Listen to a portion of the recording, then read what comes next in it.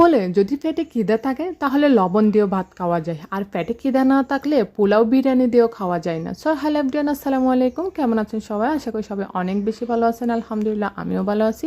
বরাবরের মতো আর একটা নতুন ভিডিও নিয়ে হাজির হয়ে গেলাম। আজকে কিন্তু অনেক বেশি রান্না না, জাস্ট একটাই টুকটাক রান্না। অবশ্য ঘরোয়া মশলা দিয়ে আমি বিরিয়ানি রান্না করছি একদম সিম্পলভাবে।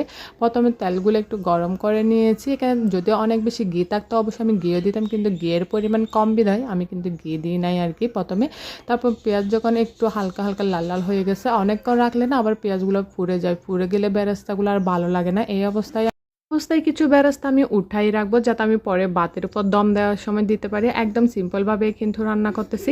এরপরে কিন্তু আমি কিছু পরিমাণ পানি দিয়ে দিচ্ছি, যাতে আমার পেঁয়াজগুলো আরও বেশি পুড়ে না যায়। এরপর আদা দিলাম 1 চামচ আর রসুন দিলাম 1 চামচ। এখানে কিন্তু আমি টোটালি বাইরের কোনো মশলা ইউজ করবো না বা অনেক বেশি মশলাও ইউজ করবো না।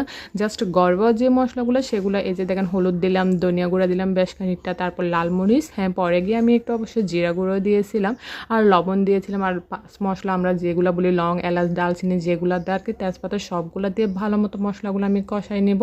অল্প পরিমাণে কিন্তু মাংস ছিল, এগুলো হচ্ছে শর্টকাট একদম সিম্পলভাবে বিরিয়ানি রান্না আর কি। যারা অনেক বেশি বিরিয়ানি খুর আছে না, তারা কিন্তু এরকম চাইলে মানে ঘরে যদি অনেক বেশি মশলা না থাকে বা বিরিয়ানি মশলা না থাকে না, এরকম সিম্পলভাবে রান্না করে ফেলতে পারে।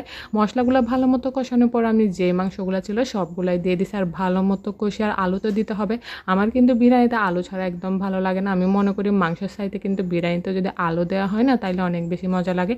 এখানে মাংস এবং আমি ভালো মতো কষিয়ে নেব, যাতে একটু ভালো মতো সিদ্ধ হয়ে যায় আর কি।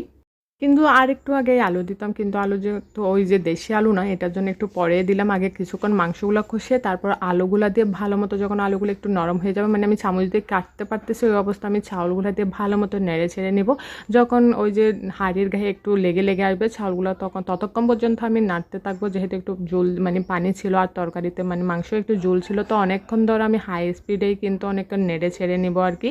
ভালো মতো মশলা, চাউল, আলু, মাংস সবগুলো একসাথে মিশিয়ে মতো নেড়ে ছেড়ে এখানে আমি কিছু বেশ খানিকটা কিশমিশ দিয়ে দিব আর কি। আমি কিন্তু সবসময় কিশমিশ ইউজ করি, অনেকে কিন্তু আবার খেজুরি ইউজ করে। এটা যেহেতু শর্টকাটে বিরিয়ানি রান্না করতেছে, এভাবে কিন্তু আমি রান্না করার চেষ্টা করি। অন্যদিন কিন্তু আমি প্রায় সময় মানে বিরিয়ানি মশলা ইউজ করি। আজকে যেহেতু ছিল না, তো আনিও নাই, খুঁজিও নাই, এরকম ভাবতেছি এভাবে ঘরোয়া মশলা দিয়ে অল্প মশলা দিয়ে বিরিয়ানি রান্না করে, এতে করে গ্যাস্ট্রিকের সমস্যা হবে না। যারা অনেক বেশি বিরিয়ানি করে আছে না, তারা কিন্তু চাইলে ঘরোয়া মশলা দিয়ে এভাবে শর্টকাটে কিন্তু রান্না করে নিতে পারবেন এবং খুব সহজেই কিন্তু রান্নাটা হয়ে যায় আর কি। তারপর বেশ খানিকটা আমি গরম পানি দিয়ে দিলাম। আমার না বিরিয়ানিটা একটু মাখো মাখো টাইপের হইলেই ভালো লাগে, এটার জন্য আমি গরম পানিটা ভালো মতো দিয়ে দিলাম আর কাঁচামরিচ তো দিয়েছি দেখতে পাচ্ছেন। তারপর আমি বসাই দিব আর একটু লবণ চেক করে লবণ দিয়ে দিলাম। এই অবস্থায় কিন্তু লবণটা চেক করে নিতে হয়। এরপরে যখন পানিগুলো একদম টেনে আসবে, এরপর কিছু আমি ওই যে দুধ দিয়ে দিচ্ছি আর কি, লিকুইড দুধ না, এগুলো হচ্ছে পাউডার দুধকে আমি একটু লিকুইড করে দিয়েছিলাম। তারপর বেরাস্তা যেগুলো রাখছিলাম সেগুলো দিলাম। আর কাঁচামরিচ ছাড়া তো বিরিয়ানি কল্পনাও করা যায় না, এটার জন্য কাঁচামরিচগুলোও দিয়ে দিলাম। তারপর গরম গরম পরিবেশন করুন, যার দিয়ে ইচ্ছে তা দিয়ে। তো আজকে এই পর্যন্ত, আসসালামু আলাইকুম।